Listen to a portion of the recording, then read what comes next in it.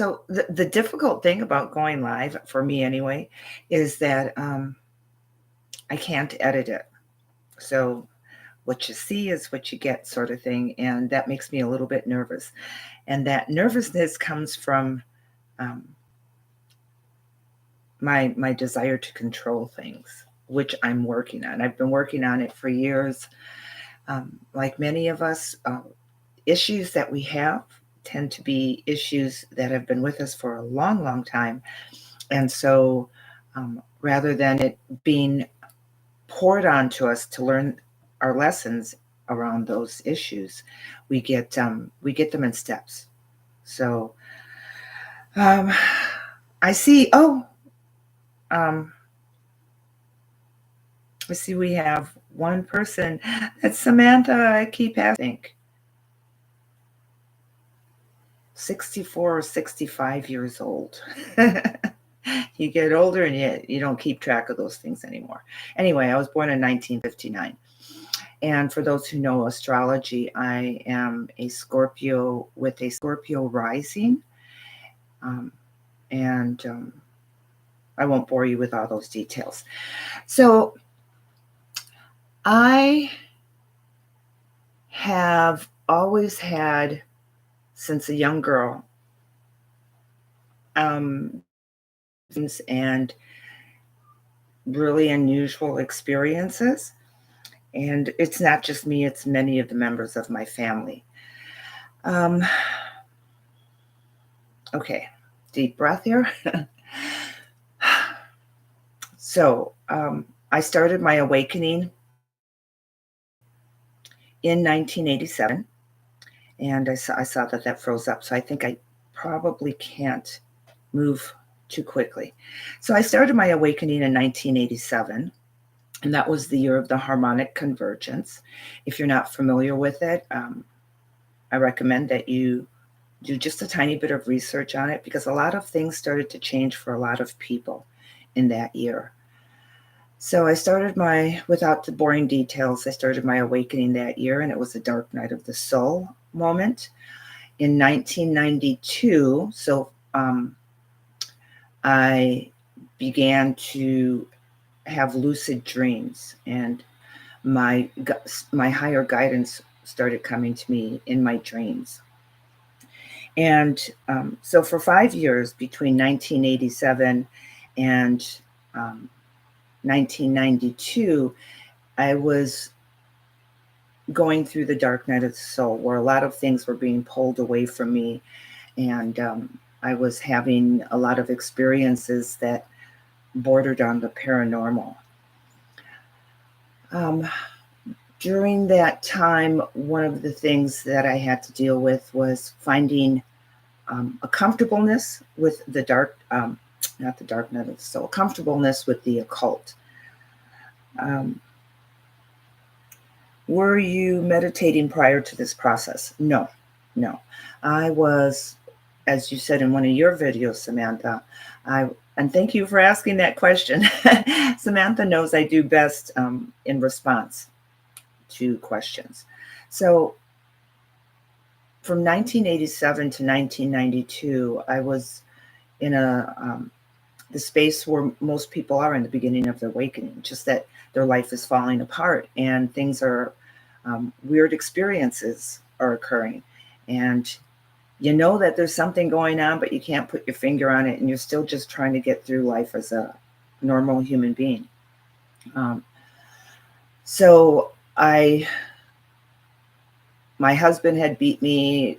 The court systems got involved, and in order to protect my family, they had to move me. I was in the victim witness protection program, et cetera, et cetera. Right around 1992, when I started having the lucid dreams, I was invited through a dream into the mystery school. I had no idea what the mystery school was. And my boyfriend at the time was in jail, and I was waiting for him to get out. And so when they invited me into the mystery school, they took me. What happened was I knew that my physical body was in bed sleeping. And and the experience that I was having in my dream felt extremely real, like a reality. And they took me into this room that was inside of a mountain, and it was really big. And the top of the ceiling was like 30 or 40 feet high. And there was this one very long table, and I think it was a stone table.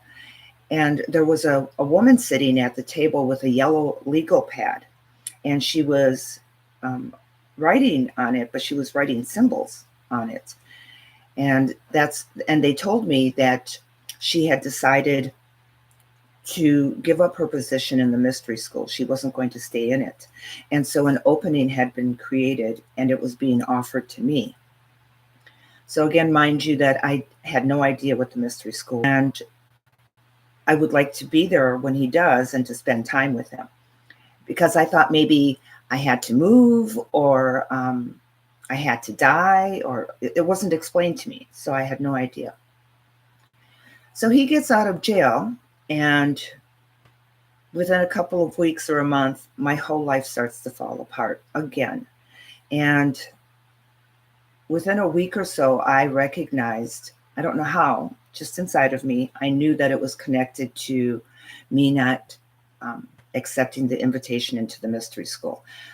Long story short, that was part of my contract, part of why I came here in this lifetime. And so it was very important to me. Before I was born into this lifetime, this was something that was very important to me. And so my guidance system had already had permission to make life unbearable for me if I didn't follow through with what I came here to do. So once I realized that it was connected to that, I started praying every single day and saying that I was sorry I didn't accept. I wanted to accept their offer. I would do whatever was necessary. I ended up leaving him and moving a couple of times, and then he came back, and so it was like a year-long process. So and that was when I lived in Augusta, Georgia. So then in 1996, I was asked by my higher guidance. And so at this time I started meditating, and I didn't really know how to meditate. But so I did what I could. I used a candle flame and focused on that. And what ended up happening was I started falling asleep during my meditations. And then people started seeing me out around town at the bars, etc. And I knew I was at home in bed sleeping, so I thought maybe I was sleepwalking. So I started setting my clothes up in a little pile, and nice and neatly, so that if I was sleepwalking, I would be able to tell. And I wasn't sleepwalking. And I talked to a couple of friends after the fact and asked them a bunch of questions to try and figure it out. Well, I could never figure it out. And I was taking an astrology course at the time. And so I told her about it. I asked her, if she had something for a stone for protection, because I thought I was under attack. And she asked me what was going on. And I told her about people seeing me out around town at night when I knew I was home sleeping. And she giggled. And the reason why she giggled was because she had a friend who had gone through the same experience. And she said, what was happening? She asked me, she said, are you falling asleep while you're meditating? And I said, yes, I am. And I would start to get this little pimple right by my right eye, in the corner of my right eye, when that was happening. And she said, if you fall asleep while you're meditating, you leave holes, you create holes in your auric field, at which time your essence can escape and go do its business around town. So I'm guessing, since everybody was seeing me at the neighborhood bars and taverns, that the part of me that was used to going out and partying wasn't happy with the fact that I was staying at home and meditating and studying esoteric topics, etc., and wanted to get out in public again. So For years, I had no idea what that was. And when I was working at the psychic center, the woman who owns it, um, her name is Winterwolf. So if you're ever in Sedona and you want a really good reading, that's who I would recommend. Winterwolf at the Crystal Magic Psychic Center. Anyway, I was telling her about this experience, and she knew what it was right away because she had had similar experiences. And it's called bilocation. Um, it's happened a couple of times since, but mostly with people that are from like out of town. They tell me they know me, and I don't know them. But so anyway, and that was in '96, and then I was told to come to Arizona, and I came out to Arizona, and I went through a couple of moments where I was doing more inner healing and connecting with my guidance system. And then in 1998, I had a full-blown vision of Jesus Christ walking up to me. I was outside of my mother's house having a cigarette, and all of this 3D reality disappeared. I was wide awake, and it disappeared. And he walks up. Now, I never saw his face clearly, but I knew it was him. And he walks up and he's wearing white, and he stops in front of me, and he's got a little, like a hobo satchel over his shoulder, over his right shoulder. And it's a stick, and it had a red and white checked handkerchief on the end of it with some stuffed inside of it. And he says, "Pack your belongings in a small satchel and follow me." And that was it. And then all of this 3D reality returned, and that vision was gone. And I started crying right away because I had just told my sister and my mother that I would not be going on any more journeys. I had planned to settle down in Milwaukee, Wisconsin, and focus on a job and making money and getting my own place to live rather than staying with my mother at 36 years old. And so I knew that they were going to be very hurt and upset with me, but I couldn't deny him. I couldn't refuse. And so when he said, "Pack your belongings in a small satchel and follow me," what he meant was, don't take everything with you. Take what you can carry on your shoulder or on your back. And so I did. And I ended up in Sedona, and my time in the mystery school began full force in earnest. And I had many unusual experiences in which I learned almost everything that I know today. So,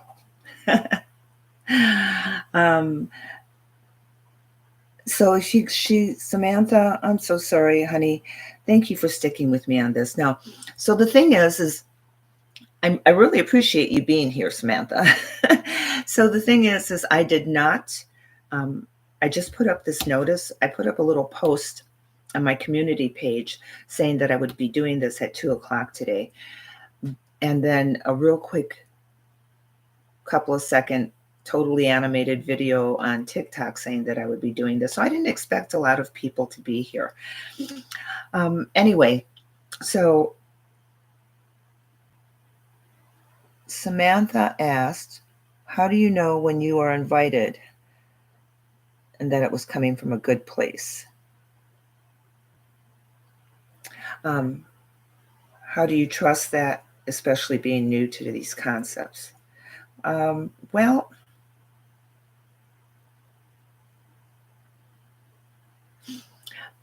because I felt it in my heart. It's an energy. You can't, so for me, anyhow,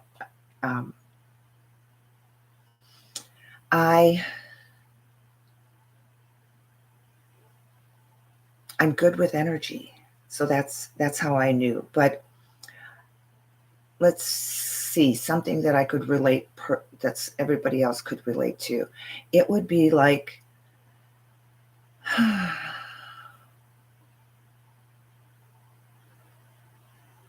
Okay. So this should be easy to grasp for the people who have a fear of height, or you can, or a fear of anything.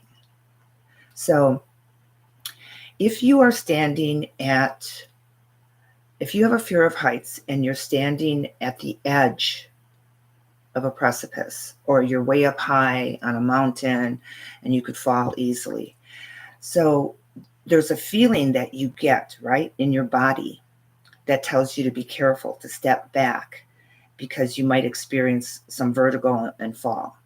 If you're afraid of spiders, there's a feeling that you get in your body when you see a spider. If you're afraid of mice or snakes, the same thing. You get a feeling in your body. So we also get similar feelings when we recognize something that is good. So for instance, if you are sitting outside of your house or even in your house and you see bluebirds in your yard, for most people that would bring up a feeling inside of you of serenity or happiness or peace. Some people, if you really like cardinals and you see one, you would feel that inside of you, that feeling of peace, happiness or joy, etc. If you like cats or dogs, or your child comes home from being away for a while, inside of you, you feel this energy. And that's how I am able to tell where my information is coming from and whether or not I can trust it, because I can feel that inside of me. So when I was asked to join the mystery school, that's what I felt inside of me. I felt the love. I felt the peace inside of me. There wasn't necessarily joy. There was absolutely no energy of negativity, of fear, of caution, etc. Even though at the time I didn't know if it meant I would have to die, that didn't even scare me. It's just that I wanted to be with my boyfriend when he came out of jail. So,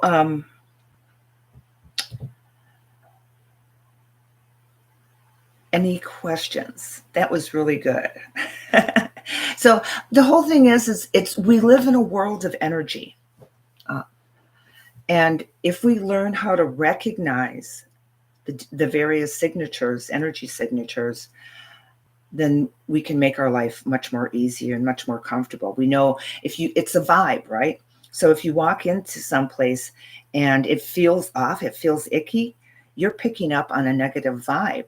And you don't have to. It's good if you can figure out where it's coming from. If it's coming from a particular person, maybe it's the energy of the location, maybe it's the event itself.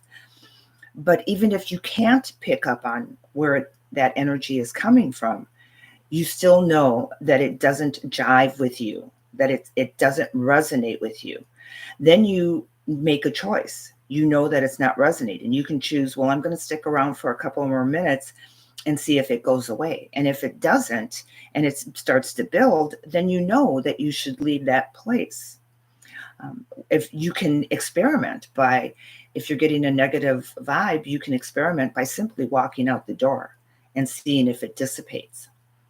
So, and I do have a video on how to understand the language of energy. So, questions from anybody? Okay, so,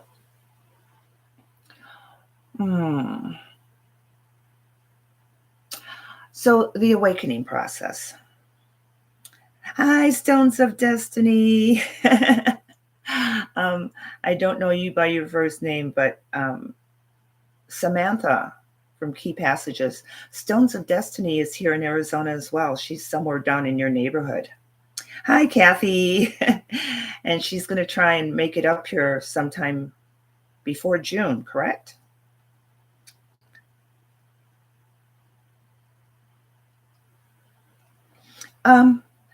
So Samantha asked, would you possibly have maybe a sense of fear if it was coming from a negative place? Not necessarily.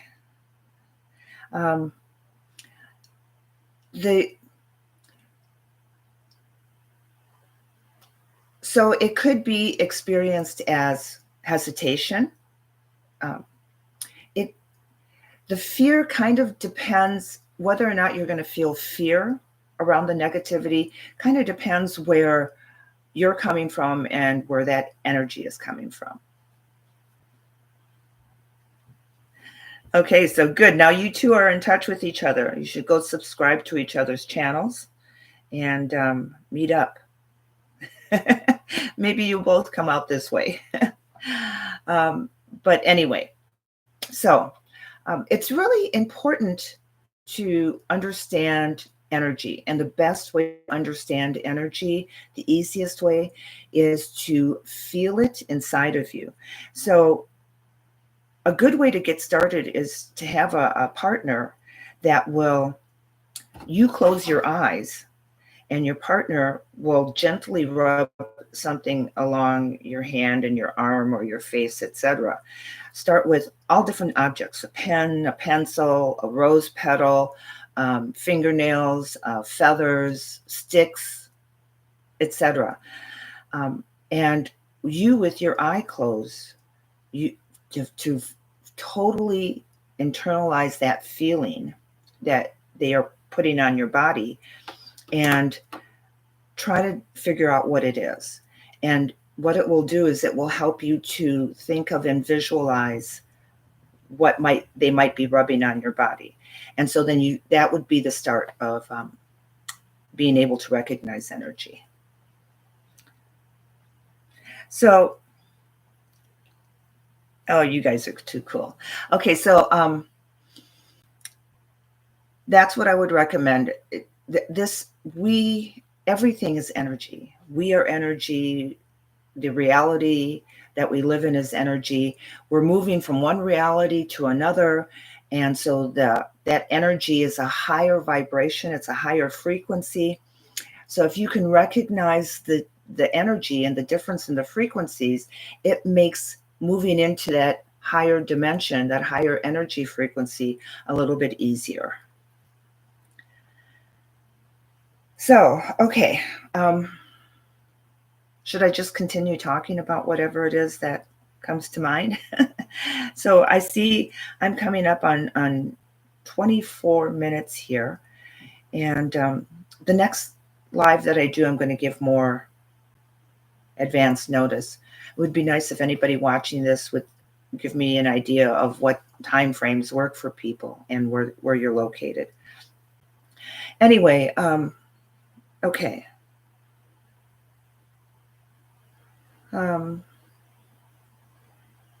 So what occurs to me is to talk a little bit about spirituality and religion. So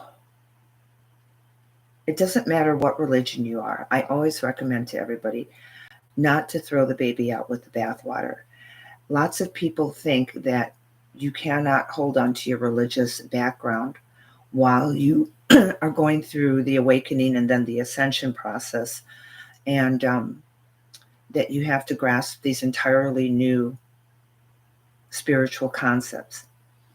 When in reality, the religion, understanding that the families and the circumstances that we chose to be born into in this lifetime are things that we chose. And so I chose to be born into a family where my father was Lutheran and my mother was Buddhist, and most of my friends were Catholic. And what that did was it pushed me to understand God, to look for God, because I knew my mother wasn't wrong. I knew my dad wasn't wrong. And I knew inside of me that my friends weren't wrong. And I would go to Catholic Sunday services on a regular basis. So I chose to be born into that family and have those friends and experience those circumstances so that I would search for God and to try and truly understand who God is. So still my basis is in Christianity. So although I know about Buddhism and Wiccanism, et cetera, my basis is still in Christianity. And Jesus is still my personal wayshower.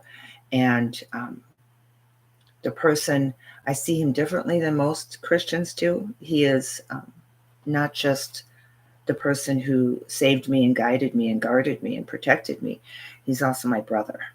So,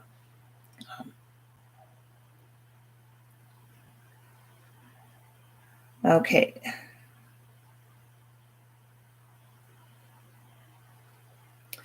Oh, yes. I think so too, Samantha. I think religion as a platform to jump beyond yourself. That's great. Yes. Yes, yes, Kathy. She says, I do believe in Jesus Christ. I've actually seen him in vision and talked to him.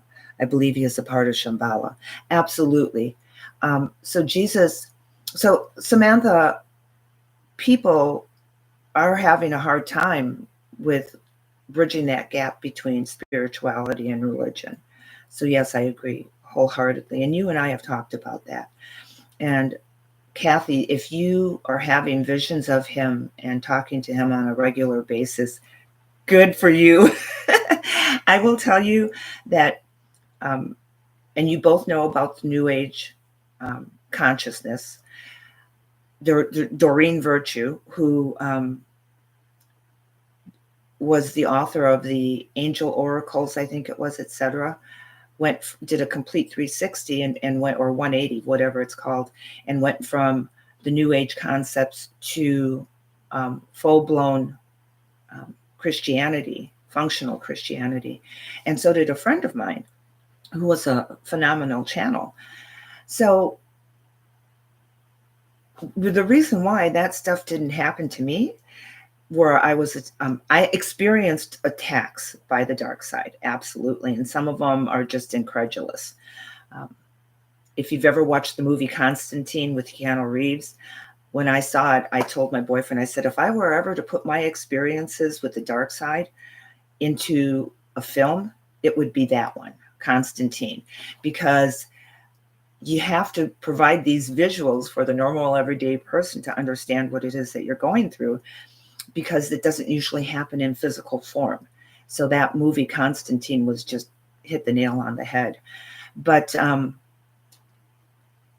even though I had those attacks, I was always safe, always, always safe. And I know it was because of Jesus's presence in my life. And I would be woken up in the middle of the night when something would be trying to literally enter my body. And I would have a prayer to say. I don't know where the prayers would come from. One prayer I'd never heard before. I wrote it down somewhere. But then I talked to a friend of mine whose father was a Baptist minister in down south, Alabama, something like that. And he said that was the prayer that his father used to cast out demons.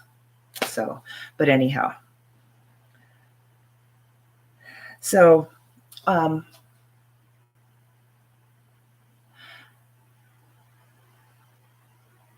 I know that a lot of people have a problem with religion because, and Samantha and I have talked about this, because of the control issues and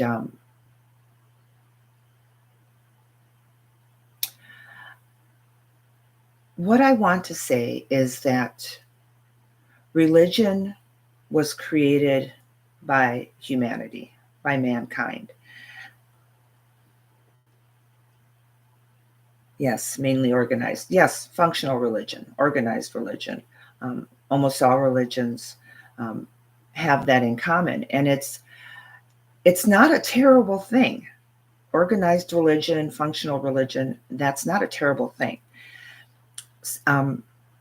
It helps people, and even for us.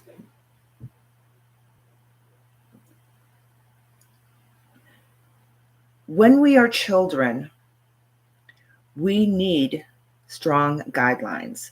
We need to be told that you have to have your breakfast every morning. You have to have dinner every night. You have to take a bath.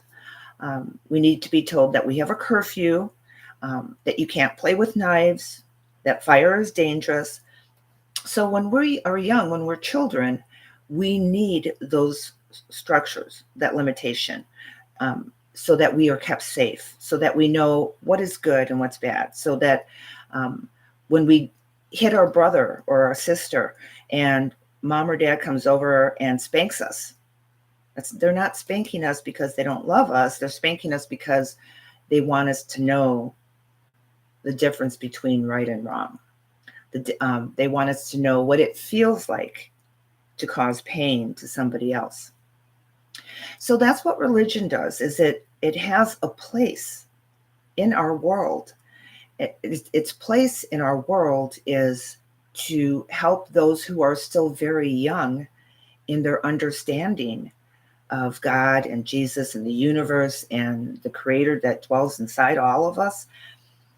Before that understanding starts to emerge, religion serves as a safety room, as guidepost, as structure, so that people can learn what is right and wrong and try to. Otherwise, all societies would be totally in disarray. So functional and organized religion has a place in our world.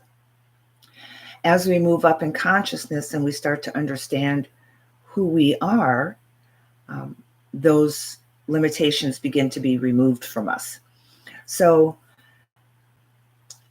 as a child, you have the limitations of like a religion, mom and dad said you can't do this, etc. And then you become a teenager and some of those restrictions are lifted and you start to experiment more and experience more of who you are in life and your connection with other people. And if you do something wrong, you'll experience the repercussions of it. If you do something that's good, that feels good to other people, then you experience the joy that comes back from that. So as a teenager in the religious moving to a higher spirituality, those religious concepts begin to, so all teenagers, right? They start to rebel. Every teenager starts to rebel against their mom, their dad, schools, right? No, they can't tell me what to do. And they get mad at mom and dad because they're trying to tell them what to do. And because they're starting to feel inside of them that they are an individual, that they have something more and they want to expand. But mom and dad still have to, even though the teenager's getting upset with them, mom and dad still have to be mom and dad and put those restrictions there and explain things to them and maybe let them stretch a little bit so that the children will still be safe. The teenagers are still safe in their structured environment, but mom and dad has to allow them to expand.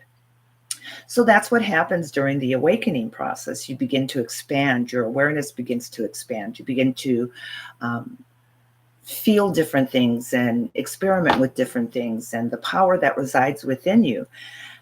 So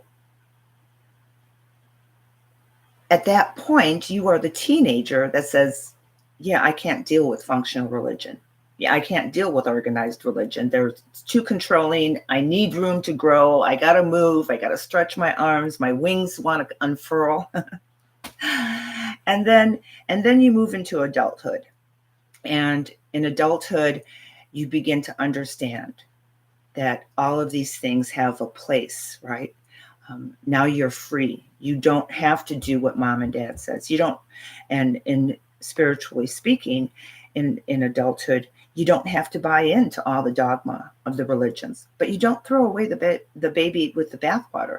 You don't, just because you turn into adult, you go from a teenager to an adult, and you don't have to live under mom's roof anymore, and you don't have to do what dad says anymore. It doesn't mean you stop believing in them. It doesn't mean you stop loving them. It doesn't mean that you stop going over to visit them or that you don't take their advice.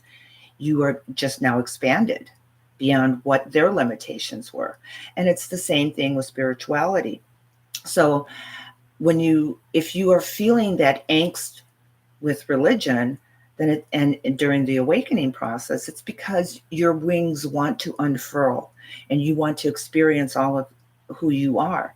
And then when you move up and you start to understand what it's all about and why it was there in your life in the first place, you can still embrace it. So for me, It's the Christian religion. It's Jesus Christ. It's not really the religion, it's Jesus. Okay. When I started looking for God, I found Jesus. I wasn't looking for Jesus. I was looking for God. And while I was looking for God, I found Jesus. And it was a very heart-moving moment for me. So